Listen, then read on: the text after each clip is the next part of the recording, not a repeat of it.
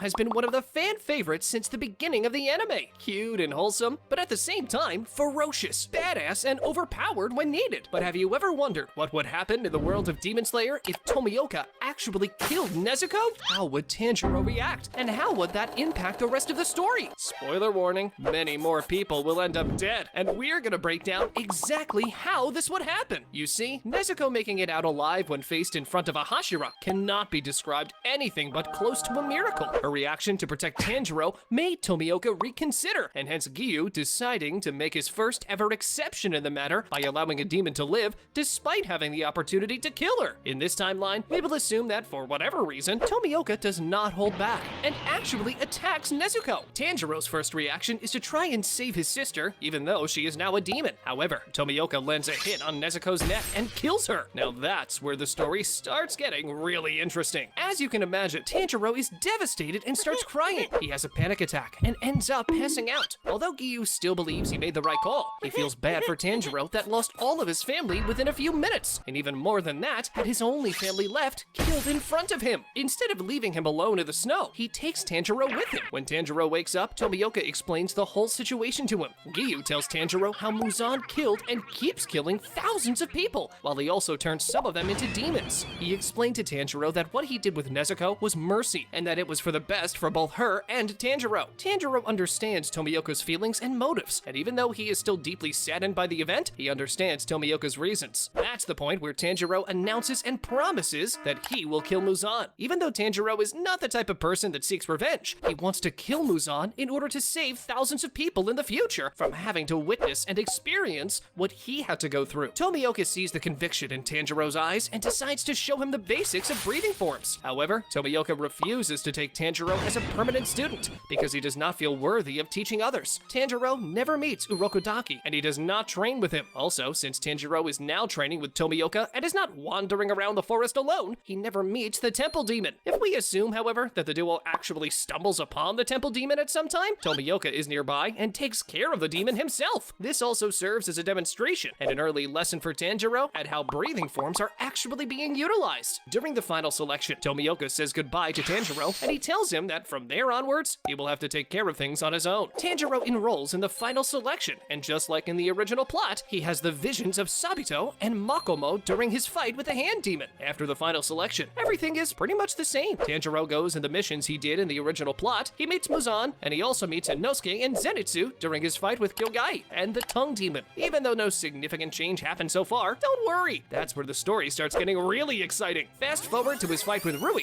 Tanjiro struggles and is about to die without Nezuko's help. Tanjiro uses the Hinokami Kagura for the first time, but even like that, this was not enough to defeat Rui. At the moment Tanjiro uses the Hinokami Kagura, Giyu arrives at the scene and sees Tanjiro using something that to him looks like flame breathing. That obviously surprised Giyu that spent weeks or even months teaching Tanjiro what he knows, only for him to use another breathing style he was not supposed to know. As soon as the two Hashiras, Giyu and Shinobu, arrive at the scene, they take the lead and defeat Rui and the spider demons in seconds. This level of demon was child's play for two fully fledged Hashiras. Tanjiro is exhausted and is about to pass out due to Hinokami Kagura that drained his stamina. But you see, before that happens, Tomioka asks Tanjiro if something happened during the final selection that caused him to develop a new breathing style. Tanjiro replied that the only thing weird was that strange vision he had of a former demon slayer named Sabito. Tomioka is shocked. After all, how could Tanjiro know about Sabito? Tanjiro starts explaining to Tomioka how he killed the hand demon, but while he explains, he passes out from exhaustion. Giyu is shocked and tears start rolling from his eyes because he remembers about Sabito.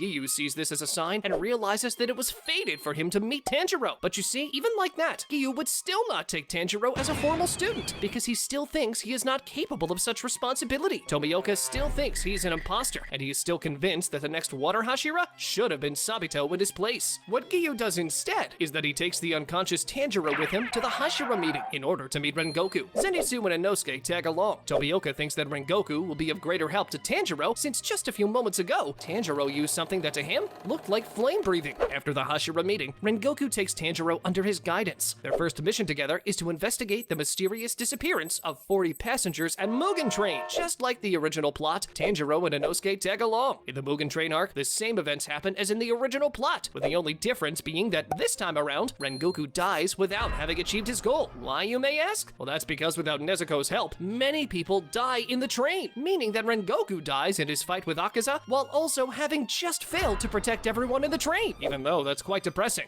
Wait for the rest of the story. You'll be glad that Nezuko made it out alive in the original plot. When it comes to the Entertainment District arc, Nezuko's original contribution was vital. She showed her awakened form for the first time and engaged in battle with Daki. Not only that, but she also helped Tengen after his battle by using her flames on him. So in this timeline that Nezuko is absent, we will assume that the Demon Slayers still defeat Daki and Gyutaro, but one of Zenitsu, Inosuke, or Tengen has to die for two important reasons. The first one being that Nezuko's fighting power is now absent, and hence the Demon Slayers sustain way more injuries and much more severe injuries. The second reason is that her flames that grant healing powers cannot save Tengen Uzui in this timeline. Hence, we will assume that this someone who will die in this version of the story is Tengen, that his injuries are so great that he cannot recover after the battle without Nezuko's help. Tanjiro despairs, as for 2 consecutive arcs, he lost the 2 Hashiras that fought alongside with him. He promises that their deaths will not be in vain, but as we will see in the rest of the video, things are not as simple as that. Fast forward to the Swordsmith Village arc. Nezuko's contribution in fighting Huntengu was crucial. Without her, Tanjiro and Genya would be at a great disadvantage. When it comes to Moichiro's side, on the other hand, the same things happen, and Moichiro ends up killing Gyoko. Nezuko had nothing to do with Moichiro regaining his memories and awakening the mark. Hence, things on Moichiro's side remain the same. The main difference in this timeline, however, is that the Demon Slayers do not manage to kill Huntengu. You see, Tanjiro and Genya are struggling a lot and are about to die until Mitsuri arrives and saves the day. When Mitsuri arrives, the fight becomes much more evenly matched. However, after some time, and after Huntengu learns that Gyoko has been killed, Huntengu decides to flee the area and escapes, meaning that even though Tanjiro and Genya made it out alive, so does Huntengu. But you see, here is where the most pivotal change so far occurs. After the battle against Huntengu, in the original plot, Nezuko was exposed to sunlight, and instead of disintegrating, we find out that Nezuko is the first ever demon immune to sunlight. That was the reason that led to the final arc and Muzan's attack in the Abuya Shiki residence. Muzan had finally found a way to become a perfect being and conquer the sun by eating Nezuko. But since Nezuko is dead in this timeline and no one conquered the sun yet, Muzan has no reason to attack the Abuya Shiki residence. Hence, the final arc is way different. When Huntengu comes back to report to Muzan, Muzan becomes furious and kills him for failing to defeat Tanjiro. Not only that, but Huntengu ran away from the battle. Believe me when I'm saying that the sole reason Akaza survived a similar situation after the Mugen Train arc is only because Muzan had a soft spot for him. Since Huntengu is both lower ranked than Akaza, and Muzan does not particularly either like or hate him, he does not offer Huntengu the privilege of a special treatment. Muzan kills Huntengu on the spot like he did with the lower moons. Muzan is now enraged and makes Tanjiro the #1 priority and target. After all, Muzan witnessed Tanjiro's Hanafuda earrings that resemble Yoriichi's. If we assume that after Huntengu's report, Muzan also found out that Tanjiro is a sun breath user, then the case is pretty much closed. Muzan decides that every demon, including the upper moons, have as #1 target to kill Tanjiro.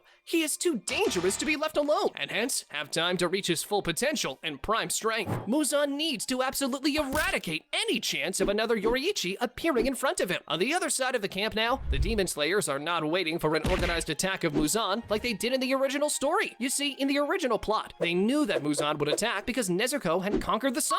Hence now, there's no need for Muzan to do such a thing. The Demon Slayers, of course, do train in the Mark Awakening after the recent events of the Swordsmith Village arc, and hence, the Hashira training arc happens as normal. But since, after that, the Demon Slayers are sent to missions, each one in a different area, Tanjiro is left too vulnerable and unguarded for what's about to come. We believe that when Kokushibo eventually finds and attacks Tanjiro, Tanjiro ends up dead, as without the necessary help of at least another Hashira, he cannot defeat Kokushibo on his own. He did not master his sun breathing, nor the red blade, or transparent world, or even selfless state. Even if he manages to awaken some of these during his fight with Kokushibo, we believe that the fight would be over before Tanjiro could develop to a level that would even pose a threat to Kokushibo. Kokushibo expresses his disappointment as he expected to see someone resembling his brother Yoriichi. After that, he kills Tanjiro and takes the Hanafuda earrings with him to show and report back to Muzan. Muzan is reassured that the most important threat to him is now eradicated, and then gets back to doing his usual business. After Tanjiro's death, the Demon Slayer's efforts all start going downhill. The final outcome of the series is that one after another, the Hashiras end up dead, until they either all die or only a few survive. At that point, they understand that they cannot defeat Muzan and instead are focused in training the new era of Demon Slayers in order to maybe someday someone from the future generation generations might be able to achieve what none of their predecessors accomplished, aka defeat Kibutsuji Muzan. Even if some Hashiras are left alive, they die a few years later due to the Demon Slayer mark's effect that kills its users before the 25th year of their lives. The next generation of Demon Slayers may or may not achieve the goal of defeating Muzan. Muzan might or might not conquer the sun in the next decades. But the sure thing is that in simpler words, Tomioka killing Nezuko would have been the biggest mistake in the series, as this would lead to Muzan surviving through this generation of Demon Slayers as well.